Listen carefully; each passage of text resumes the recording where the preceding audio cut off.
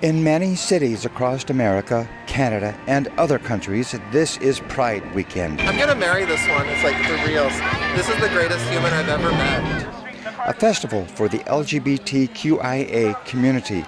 On this 50th anniversary of the Stonewall riots in New York City, organizers requested that uniformed and armed police not participate in their parades. All were refused. In St. Louis, Missouri, it was agreed that police would not march. The Metro Trans Umbrella Group were named Grand Marshal of the parade. They represent the transgender and gender nonconforming of this community. Then at the 11th hour, the decision was reversed. So, 5 days before the parade, the Metro Trans Umbrella Group resigned as Grand Marshal in protest and will not be marching in the parade. This march was organized for trans by trans with no corporate sponsors and no police. This is the first trans organized march that we've had in the city. It's the first cop-free march that I know of in the city. It is centering us, it is for us, it is about us, it is with us at the helm. Can you name specifically what challenge that you're speaking of? The Pride Grand Marshal Challenge, and having armed, uniformed police officers in a march 50 years in, and the fallout that's occurred from that. As in, we had to decline our Grand Marshalship. But here we are, all of us Grand Marshals of this parade. What does marching today mean to you? It means supporting my friends and their humanity and their desire to, just be able to move freely in the world and be in their grace and without the sort of looming violence that's going on, and just to support that vision. What does it mean to you to march in today's parade? It means the removal of violence and the police presence that has been unfortunately welcomed at Pride in St. Louis. There's a lot of violence going on between the cops, specifically trans women of color, and it's not something that I support. So something that I want to be involved with is a more liberated Pride. Do you plan on going downtown for the parade on Sunday? No.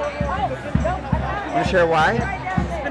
Pretty much what you just said, really. I don't want to be a part of something that is okay with meeting in the middle ground with people who are murderers and racists. So. What do you think of the parade?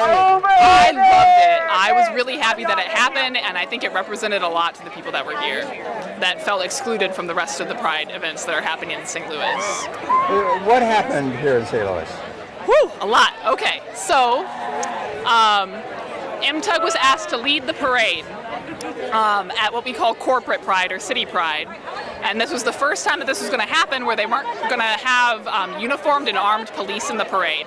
And MTUG offered to give them t-shirts to still let them represent themselves, but the officers decided, and the rest of the city decided, that that wasn't acceptable, and that they valued uniformed police over actual trans and people of color in the parade.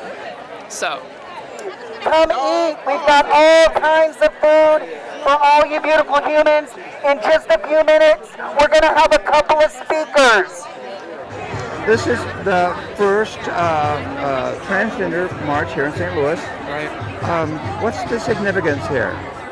Yeah, I mean, I think it's an important moment for us to recognize that it's not the first time, but it's another moment where our queer community is not united, right? We've had lots of moments where we've been at odds with each other. Gay men and lesbians, the positive community against the negative community in terms of HIV. And here we are again where we're not listening to and understanding each other, so much so that we need to march separately as a statement. And I think it's an important moment for MCC to be present, to continue our long history, really, in the queer community of pushing at the edges, of saying that we really must find equality for everyone, and that it can't be equality for some. And in this context, recognizing the real threat to human life that is at stake. From the policing community, but just in general to our trans, especially our trans women and women of color, that we are really mindful that their lives are on the line. And maybe some of the rest of the community needs to remember what it was like when our lives were on the line. We as a community must interrupt white supremacy in our movement because we know that there is no liberation without all of us. It's all of us or none of us.